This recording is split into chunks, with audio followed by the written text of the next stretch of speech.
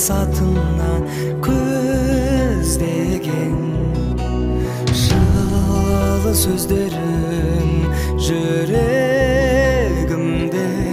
өзің барда бол өмірде жалым биік өзгеден анашымай көктегі күндей көктемгі гүлдей